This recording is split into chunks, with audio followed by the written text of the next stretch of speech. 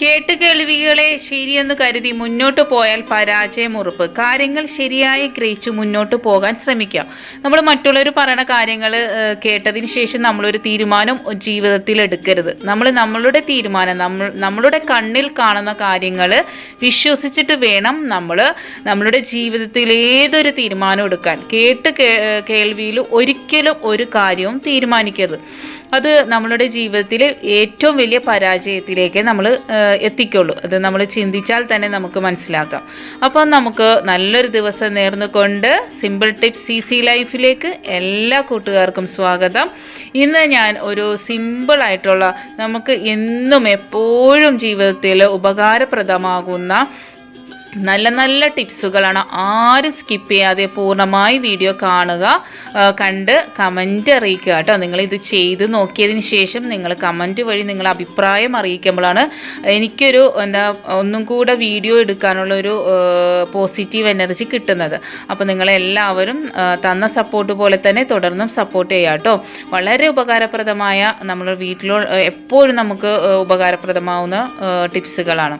നമ്മൾ അറിയാതെ നമ്മളുടെ കയ്യിൽ നിന്നും മുട്ടയൊക്കെ പൊട്ടി വീണ് കഴിഞ്ഞാൽ നമ്മളിപ്പോൾ ഫ്രിഡ്ജ് തുറക്കുമ്പോൾ ചിലപ്പം നിറഞ്ഞ് നിൽക്കുമ്പോഴൊക്കെ ഒരു മുട്ട വീണ അല്ലെങ്കിൽ കുട്ടികളെടുത്ത് പൊട്ടിക്കുമ്പോഴൊക്കെ ഇതുപോലെ തറയിൽ പോയി കഴിഞ്ഞാൽ പിന്നെ ആ വീട് മൊത്തം ഒരു ബാഡ് സ്മെല്ലായിരിക്കും. ഈ മുട്ടയുടെ മണവും അതുപോലെ തന്നെ നമുക്ക് അത് എങ്ങനെ എടുത്ത് കളയാൻ പറ്റുമോ വളരെ ബുദ്ധിമുട്ടായിട്ടുള്ളൊരു കാര്യമാണ്.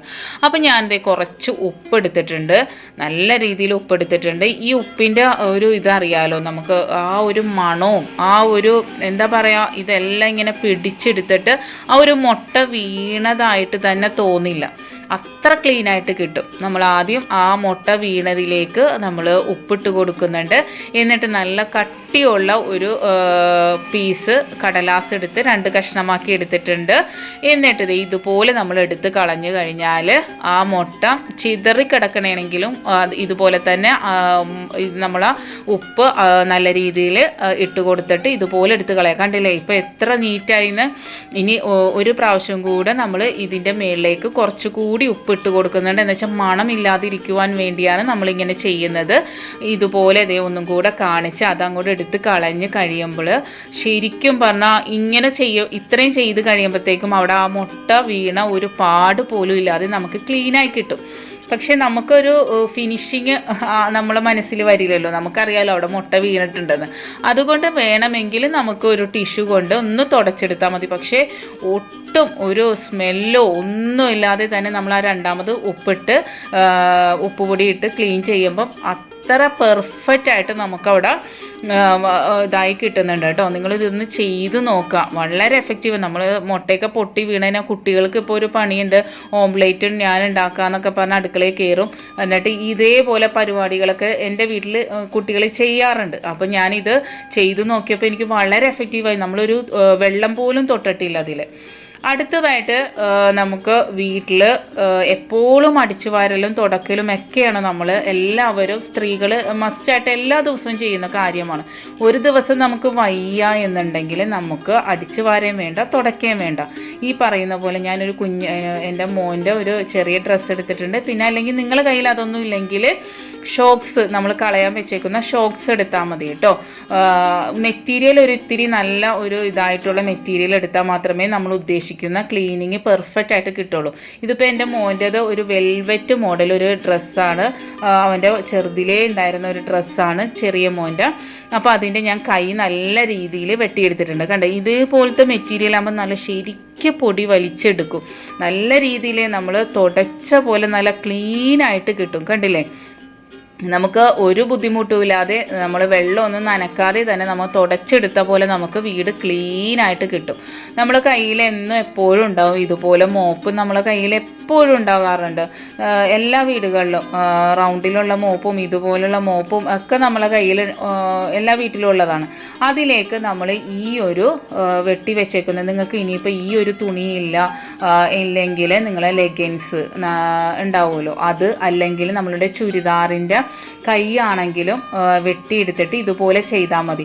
അപ്പോൾ ചുരിദാറിൻ്റെ കൈ എന്ന് പറയുക ഇത്തിരി വലുതാണെങ്കിൽ അതൊന്ന് നല്ലപോലെ ഒന്ന് തുന്നി കൊടുത്താൽ മതി. ഒരു സൈഡ് മാത്രം നല്ല രീതിയിൽ തുന്നി കൊടുത്താൽ മതി. അല്ലെങ്കിൽ ലൂസായി കഴിഞ്ഞാൽ അത് അത്ര പെർഫെക്റ്റ് ആയിട്ട് വരില്ല. ഇത് രണ്ടും ഞാൻ ഒരു പിന്ന് വെച്ചിട്ട് രണ്ട് സൈഡും കൂടെ യോജിപ്പിക്കുന്നുണ്ട് കേട്ടോ.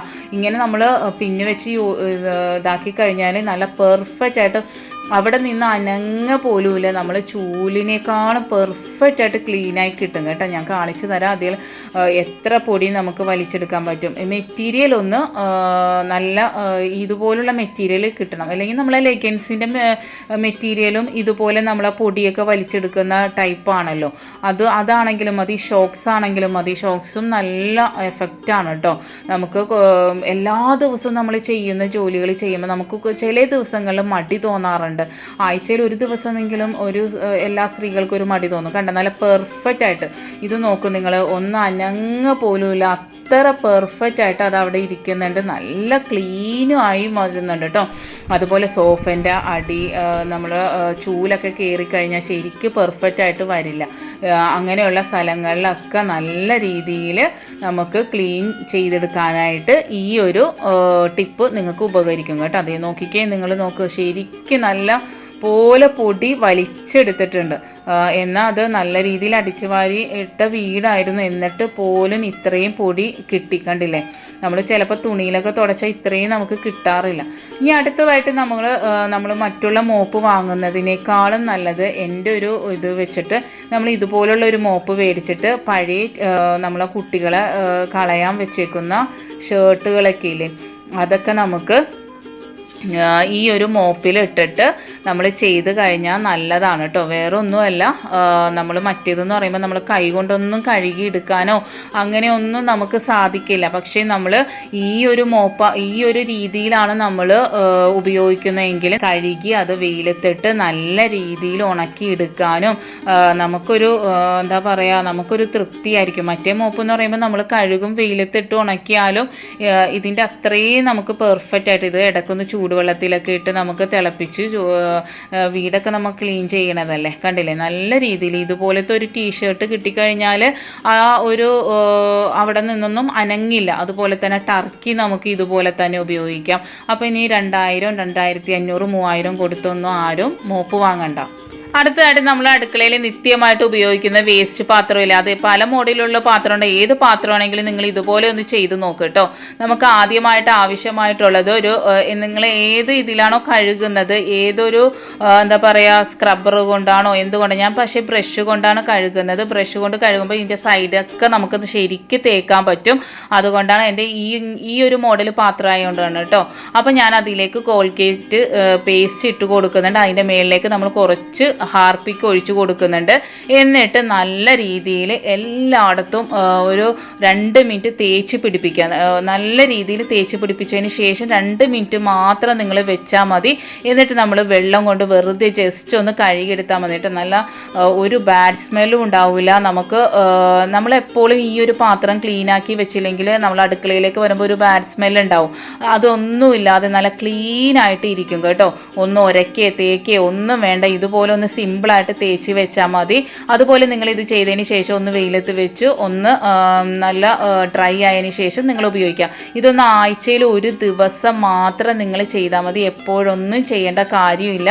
എപ്പോഴും നമ്മളൊന്ന് ജസ്റ്റ് കഴുകി എടുത്താൽ മതി. ആഴ്ചയിൽ ഒരു ദിവസം ഇതുപോലെ കഴുകിക്കഴിഞ്ഞാൽ നിങ്ങളെ പാത്രം നല്ല രീതിയിൽ ക്ലീൻ ആകുകയും ചെയ്യും. കുറേയൊന്നും ഹാർപ്പിക്ക് ഒഴിക്കരുത്. ഒരു എന്താ പറയുക, ഒരു 1/4 ടീസ്പൂൺ പോലും ഇല്ല. കുറച്ച് മാത്രം 2 ഡ്രോപ്പ് മാത്രം ഒഴിച്ചാൽ മതി. കണ്ടില്ലേ, നല്ല പളാകെ തിളങ്ങുന്ന കണ്ടില്ലേ, നല്ല ക്ലീൻ ആയിട്ടില്ലേ. ഉപകാരപ്രദമായ ടിപ്പാണെന്ന് തോന്നിയാൽ ഷെയർ ചെയ്യാനും കമൻറ്റ് ചെയ്യാനും ലൈക്ക് ഇടാനും സബ്സ്ക്രൈബ് ചെയ്യാനും മറക്കരുത്.